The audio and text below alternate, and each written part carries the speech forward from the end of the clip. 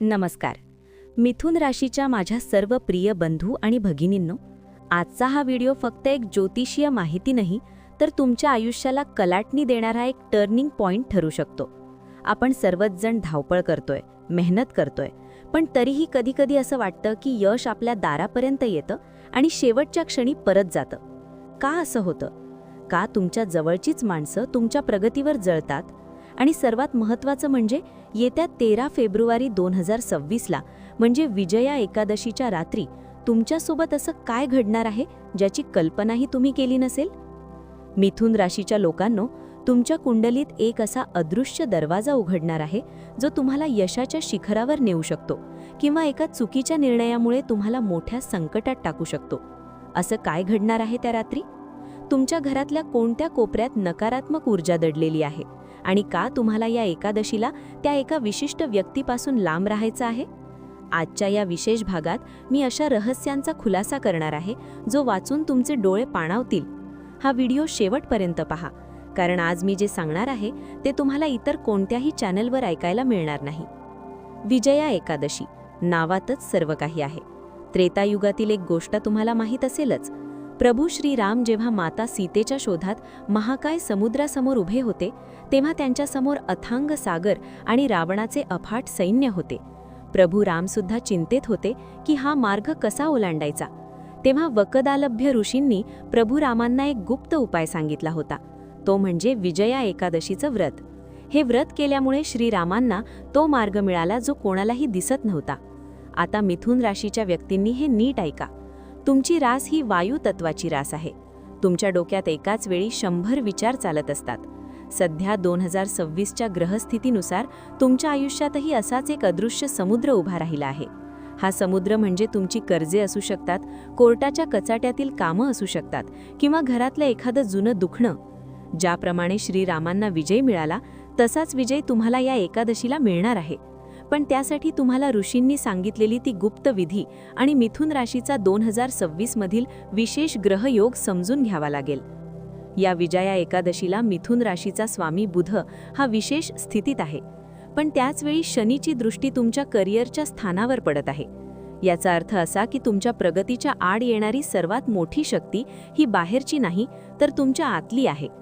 मिथुन राशीच्या व्यक्तींना या एकादशीला एक विचित्र अनुभव येऊ शकतो. 13 फेब्रुवारीच्या दुपारी 12 ते 1:30 या काळात, ज्याला आपण अशुभ काळ मानतो, तुम्हाला एखादी अशी बातमी मिळू शकते जी तुम्हाला विचलित करेल. पण लक्षात ठेवा, हा तुमच्या संयमाचा एक ट्रॅप असेल. तुमच्या तृतीय भावात राहूची उपस्थिती असल्यामुळे तुमचे शत्रू तुमच्यासमोर येण्याची हिंमत करणार नाहीत. ते तुमच्या पाठीमागे कट रचत आहेत. तुमच्या परिचयातील अशी एक व्यक्ती जी तुमच्यासमोर खूप गोड बोलते पण मनात द्वेष बाळगून आहे, तिचा खरा चेहरा या एकादशीला तुमच्या समोर येणार आहे. तो चेहरा कसा ओळखायचा हे मी तुम्हाला व्हिडिओच्या मधल्या भागात सांगणार आहे. प्रत्येक मिथुन राशीच्या घरात एक अशी वस्तू असते जी त्यांच्या प्रगतीला खीळ घालते. विजया एकादशीच्या दिवशी ही वस्तू सर्वात जास्त नकारात्मक ऊर्जा बाहेर फेकते. ती वस्तू कोणती? विचार करा. तुमच्या अडगळीच्या खोलीत किंवा कपाटाच्या कोपऱ्यात पडलेलं एखादं जुनं बंद घड्याळ किंवा तुटलेला आरसा. मिथुन राशीचा संबंध गती आणि वेळ याच्याशी आहे. जर तुमच्या घरात बंद घड्याळ असेल तर तुमची प्रगती तिथेच थांबते. या एकादशीच्या दिवशी सकाळी उठल्यावर सर्वात आधी ही वस्तू घरातून बाहेर काढा. जर तुम्ही असं केलं नाही तर येणारे 6 महिने तुम्हाला आर्थिक नुकसानाचा सामना करावा लागू शकतो. पण जर तुम्ही ही वस्तू बाहेर काढली आणि मी सांगितलेला दुपारी 2:27 उपाय केला तर तुमच्या आयुष्यातील अडकलेले पैसे अक्षरशः चालून येतील. आता सर्वात महत्त्वाचा भाग, ज्या उपायासाठी तुम्ही हा व्हिडिओ पाहत आहात. 13 फेब्रुवारी 2026 रोजी दुपारी 2:27 एक असा मुहूर्त बनत आहे ज्याला अमृत सिद्धी योगाचा अंश मानला जातो. मिथुन राशीच्या जातकांनी यावेळी काय करायचं आहे? एका कोऱ्या पांढऱ्या कागदावर हिरव्या शाईच्या पेननी तुमची एक सर्वात मोठी इच्छा लिहा. त्या कागदावर थोडी हळद आणि अक्षता टाका. त्यानंतर तुमच्या घरातील तुळशीच्या झाडापाशी जाऊन हा कागद प्रभू विष्णूंचे स्मरण करत तिथे ठेवा. एक मंत्र लक्षात ठेवा, ओम नमो भगवते वासुदेवाय. हा मंत्र 108 वेळा म्हणताना तुमच्या मनात पूर्ण विश्वास हवा. त्यानंतर तो कागद घडी घालून तुमच्या तिजोरीत ठेवा. हा उपाय इतका गुप्त आहे की तो करताना तुम्हाला कोणीही टोकू नये. जर कोणी विचारलं काय करताय तर या उपायाचा प्रभाव संपतो. म्हणूनच हा प्रयोग अत्यंत गुप्तपणे करा. अनेक जण एकादशीचा उपवास करतात, पण मिथुन राशीसाठी या एकादशीला विशेष पथ्य आहे. या दिवशी चुकूनही तांदूळ खाऊ नका, हे तर सर्वच सांगतात. पण मिथुन राशीच्या व्यक्तींनी या दिवशी लोखंडी भांड्यात शिजवलेलं अन्न खाऊ नये. का? कारण तुमच्या राशीवर सध्या असलेल्या ग्रहांचा प्रभाव पाहता लोखंडी भांडी तुमच्यातील बुध तत्वाला कमजोर करतात. त्याऐवजी या दिवशी हिरव्या मुगाचे दान करा. एखाद्या गरजू व्यक्तीला किंवा गाईला हिरवा चारा खायला द्या.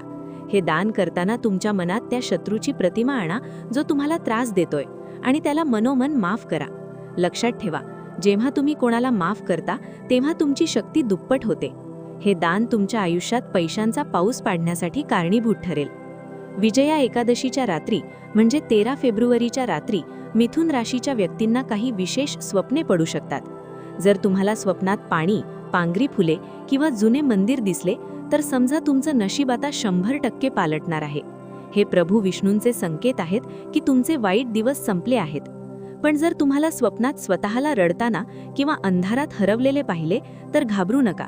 याचा अर्थ असा की तुमच्यावर असलेली पीडा आता संपत आली आहे आणि ती बाहेर पडत आहे. अशावेळी दुसऱ्या दिवशी सकाळी उठल्यावर सूर्याला जल अर्पण करा आणि गरिबांना काहीतरी दान करा. आता तो मोठा खुलासा. या विजया एकादशीच्या दिवशी तुमच्या आयुष्यात अशी एक व्यक्ती येईल जी तुम्हाला खूप मोठा शॉर्टकट किंवा गुंतवणुकीची संधी दाखवेल. ही व्यक्ती तुमच्या ओळखीची सुद्धा असू शकते.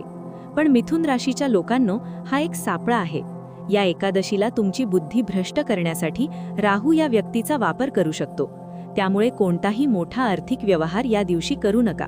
विशेषतः ज्या व्यक्तीच्या नावात स, क किंवा म ही अक्षरे आहेत अशा लोकांशी व्यवहार करताना 10 वेळा विचार करा. तर माझ्या प्रिय मिथुन राशीच्या मित्रमैत्रिणींनो, ही विजया एकादशी तुमच्यासाठी यशाची गुरुकिल्ली घेऊन आली आहे. प्रभू श्रीरामांनी जसा समुद्रावर विजय मिळवून लंकेत प्रवेश केला, तसंच तुम्ही तुमच्या संकटांवर विजय मिळवून सुखाच्या काळात प्रवेश करणार आहात. तुम्हाला आजची ही माहिती कशी वाटली? तुमच्या आयुष्यात सध्या कोणती समस्या सर्वात मोठी आहे? कर्ज, आरोग्य की नोकरी? कमेंट्समध्ये नक्की सांगा. मी स्वतः प्रत्येक कमेंट वाचणार आहे आणि तुम्हाला मार्गदर्शन करण्याचा प्रयत्न करेन. कमेंटमध्ये जय श्रीराम लिहायला विसरू नका, कारण तुमच्या एका सकारात्मक कमेंटमुळे तुमच्या कर्मात भर पडते. हा व्हिडिओ जर तुम्हाला महत्त्वाचा वाटला असेल तर आत्ताच आपल्या मिथुन राशीच्या व्हॉट्सॲप ग्रुपवर आणि मित्रांना शेअर करा. चॅनलला सबस्क्राईब करा आणि ती बेल आयकॉन नक्की दाबा, कारण पुढच्या व्हिडिओमध्ये मी एक असा खुलासा करणार आहे जो तुमच्या पायाखालची जमीन सरकवेल. पुढच्या भागात भेटूया. तोपर्यंत सकारात्मक रहा, आनंदी रहा. प्रभू विष्णूंची कृपा तुमच्यावर कायम राहो. धन्यवाद.